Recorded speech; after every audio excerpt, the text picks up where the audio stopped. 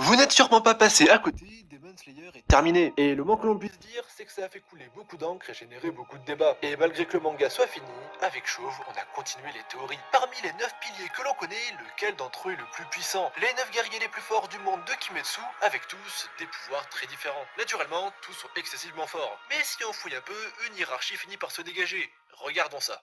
Le pilier du son, Uzui Tengen. Oui, ce colosse d'1m98 pour 95 kg est bon dernier du classement. Il a beau avoir pour lui une musculature impressionnante au point d'être considéré comme le deuxième pilier le plus fort physiquement, ce n'est pas ça qui fera la différence contre des lunes supérieures. Non, ce qui compte c'est sa technique, son souffle, qui est sur le papier très impressionnant. Il a développé le souffle du son, un dérivé du souffle du tonnerre qu'il est le seul à maîtriser. Il y associe une technique de combat qu'il appelle la partition, qui consiste en l'analyse des mouvements de son adversaire qu'il déstructure en différents sons. Ça lui permet d'analyser les mouvements de son ennemi et de repérer les ouvertures potentielles pour asséner de puissants coups dévastateurs. Vous l'aurez sans doute remarqué, c'est exactement comme ça que Tanjiro se bat. Si Tanjiro le met en pratique avec son odorat, Tengen, lui, utilise ses oreilles. Tanjiro a donc beaucoup appris au contact de ce pilier, rencontrant pour la première fois quelqu'un comprenant son style de combat. Mais alors, pourquoi est-il dernier? Ces deux lames enduites de poudre explosive à laquelle les démons sont sensibles, couplées à sa force physique et son ouïe exceptionnelle, en font pourtant un adversaire redoutable. Je connais cette théorie. Malheureusement, tout ça c'est en théorie, et dans les faits, Tengen n'est pas si impressionnant que ça.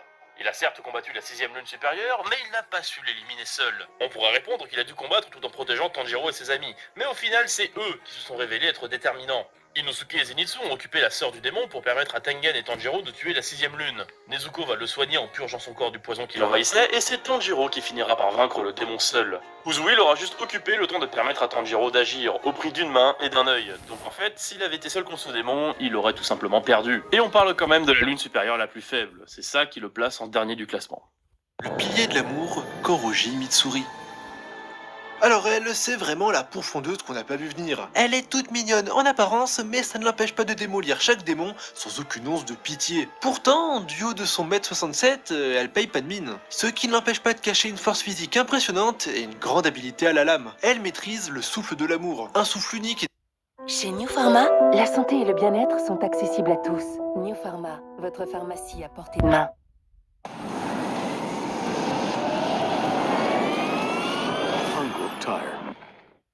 Qui est dérivé du souffle de la flamme qu'elle a pu maîtriser grâce à ses muscles surdéveloppés. Un souffle unique car nécessitant une épée qui l'est tout autant. Une lame souple et flexible, très fine, s'apparentant presque à un fouet. Par sa souplesse naturelle, elle est la seule à pouvoir la maîtriser. Mitsuri est également le premier pilier à avoir développé la marque. Attribut apparaissant chez ceux côtoyant des utilisateurs proches du souffle originel.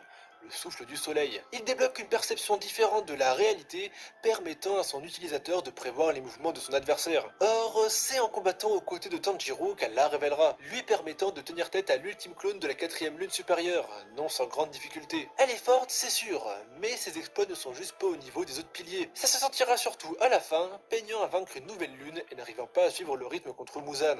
Le pilier de l'insecte, Kochu Shinobu.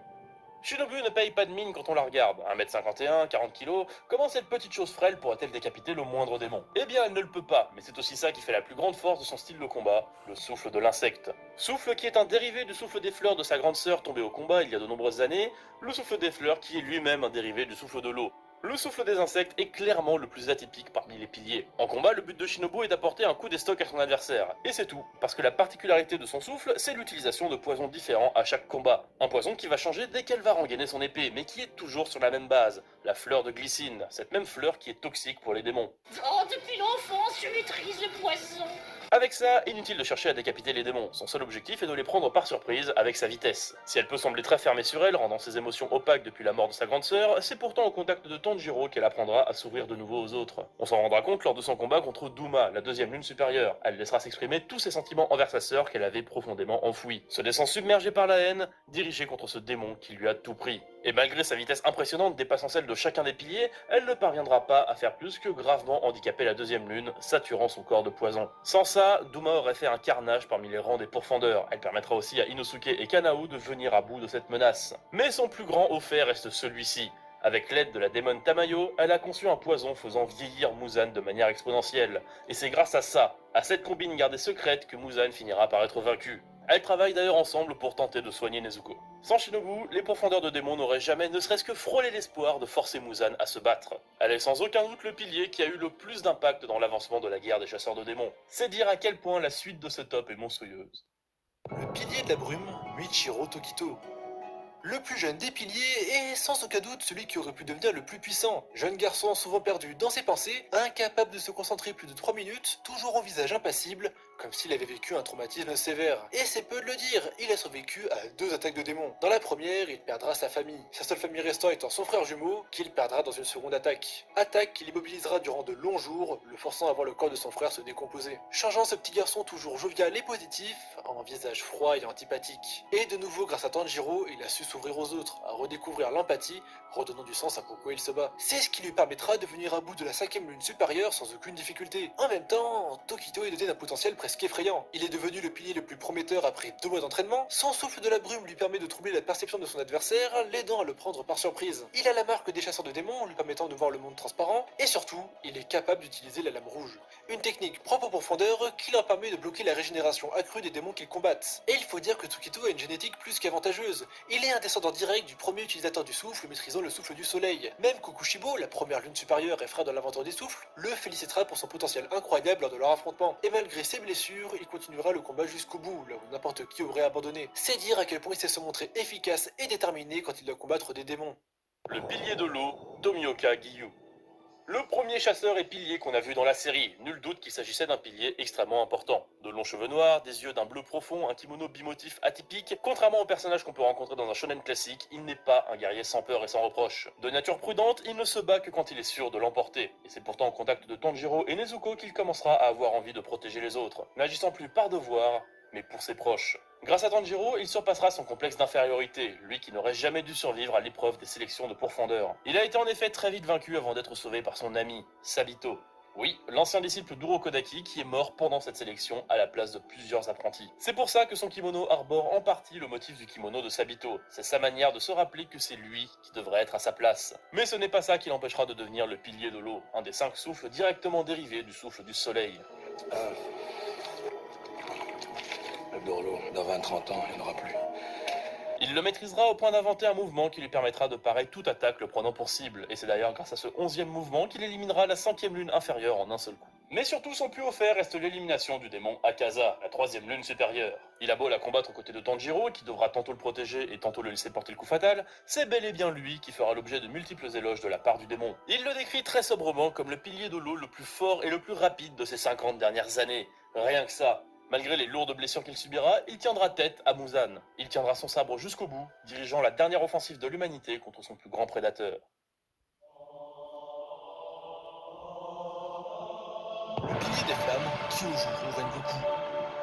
Le pilier le plus excentrique et joyeux parmi les pourfendeurs. Facilement reconnaissable par ses cheveux semblables à un brésier et à ses yeux d'or. Il est sans aucun doute le pilier le plus sérieux quant au devoir de sa fonction. Pour lui, honneur et morale sont indissociables dans la traque des démons. Et très sincèrement, c'est sans doute le seul pilier qui avait plus de potentiel que Tokito, pilier de la brume. Il a tenu tête à Akaza, la 3e lune supérieure, tout en devant protéger Tanjiro et les occupants du train. Il arrive à surprendre son ennemi par sa force et sa vitesse, mais surtout par son utilisation parfaite du souffle des flammes. Malgré de lourdes blessures, il a failli vaincre Akaza. Et tout ça, Rengoku l'a fait sans aucune autre compétence. Il n'avait pas la marque des pourfendeurs, il n'avait pas la lame rouge, il ne pouvait pas voir le monde transparent. En somme, uniquement avec son entraînement, sa force et son esprit combatif, il est passé à peu de choses d'éliminer la 3e lune supérieure qui sévissait déjà depuis plusieurs centaines d'années. C'est lui qui sauvera Tanjiro et ses amis de ce démon surpuissant, passant littéralement le flambeau à la génération suivante. En transmettant de la sorte son esprit combatif à Tanjiro, Inosuke et Zenitsu, il pose les piliers de la destruction de Muzan. C'est eux qui vont y parvenir, car il devient le phare qui leur permet de tenir bon dans les pires moments. C'est lui qui leur permet de toujours surpasser leurs limites, comme avec le combat de Tanjiro contre la 3e lune.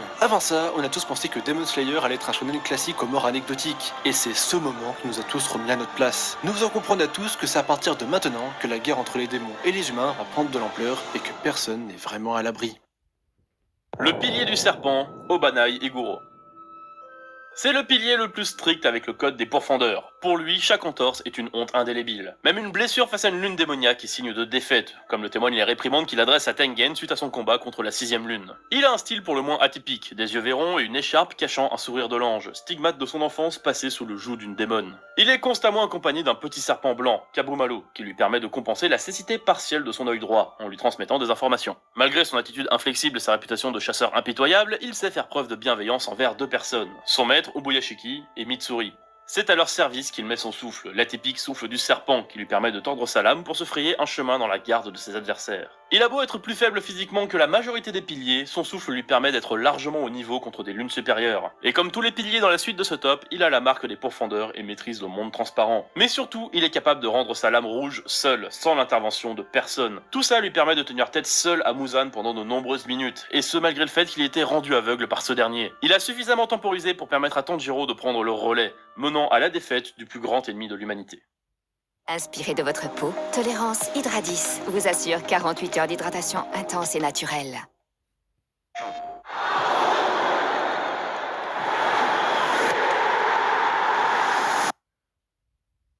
Pilier du vent, Shinazugawa Sanemi.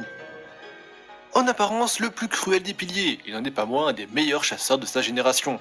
Musclé, grand, au corps robuste et sans pitié, c'est une véritable machine à tuer. Ajoutez-y une insatiable soif de vengeance et vous obtenez le personnage le plus zélé dans cette chasse aux démons. Il veut tous les éliminer, ces démons qui lui ont pris sa famille, et surtout, protéger son jeune frère Genya. Il se bat pour que celui-ci puisse vivre une vie de famille normale sans avoir à se soucier des démons. Il utilise le souffle du vent, un des 5 souffles principaux directement descendant du souffle du soleil. Il frappe vite et fort, enchaînant les coups telle une tempête. Il n'hésite pas à se laisser blesser pour porter des coups décisifs sur le long terme. En témoigne son corps, tapissé de cicatrices qui cachent en fait une arme redoutable, son sang.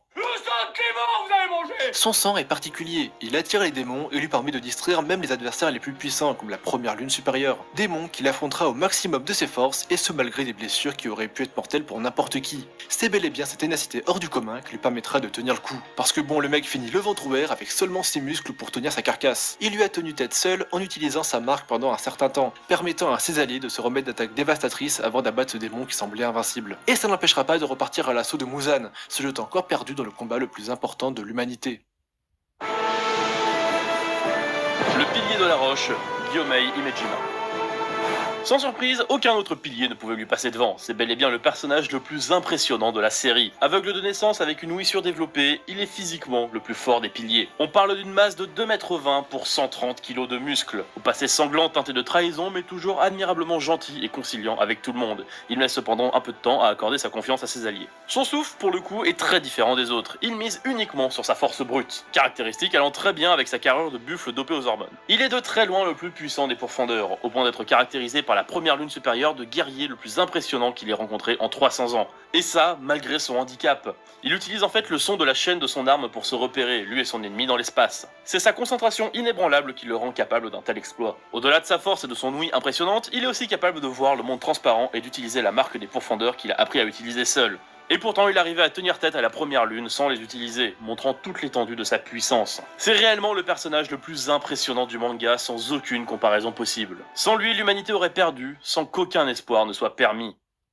Bien qu'ils soient tous de puissance variable, les piliers ont tous eu un rôle précis dans l'élimination de Muzan. Certains transmettront espoir et détermination, certains assureront l'élimination des démons les plus puissants, et certains temporiseront pour mettre leurs alliés dans de meilleures dispositions. Tout ça dans le seul but de sauver l'humanité. Et même s'ils étaient conscients de ces différences de niveau entre eux, ils ont toujours composé de manière à optimiser les pouvoirs de chacun. Et dans cette dantesque bataille menée par le fils de leur maître, ils ont supporté sa détermination au plus haut, et ont permis à Tanjiro de devenir l'élément central de la destruction de Muzan. Si un seul de ces guerriers avait été différent, les pourfendeurs n'auraient sûrement pas triomphé. On espère que cette vidéo vous a plu, c'était vraiment super dur de hiérarchiser les piliers de Demon Slayer, mais c'était un pur kiff à faire. Avant de vous quitter, j'aimerais vous parler rapidement des travaux de fans qu'on a un peu utilisés dans la vidéo. La communauté de Demon Slayer est bourrée de personnes de grand talent qui animent les pages du manga afin de vous faire vivre la meilleure expérience possible. Donc n'hésitez surtout pas à checker leur taf, tous les liens sont dans la description. N'oubliez pas le petit pouce en l'air et surtout le partage, c'est super important pour cette chaîne qui est au fond toute jeune. Sur ce, je vous fais une bise d'orbu emplie d'amour viril, c'était Chauve Burlesque et Kélian, à la prochaine tout le monde.